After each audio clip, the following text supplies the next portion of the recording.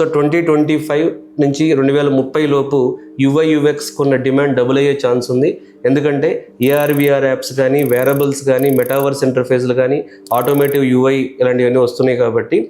So మరి ఇప్పుడు చాలామందికి ఉండే ఇంకొక డౌట్ ఏంటంటే యుఐ యుఎక్స్ డిజైన్ ఎవరికి సూటబుల్? యుఐ యుఎక్స్ యొక్క బ్యూటీ ఏంటంటే మీ క్వాలిఫికేషన్తో పని లేదు, మీ కెరీర్ గ్యాప్తో కూడా పని లేదు. మీరు కెరీర్ గ్యాప్, నాన్ ఐటీ, ఇవేం పని లేదు.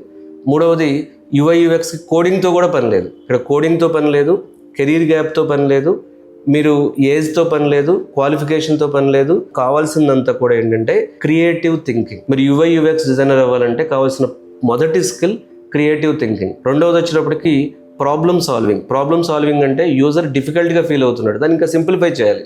ఇప్పుడు ఎల్ఐసి వెబ్సైట్ చేసామండి, మనం ఎల్ఐసికి ఒక అప్లికేషన్ చేసాం. ఎల్ఐసి అప్లికేషన్ ఎవరు వాడతారు?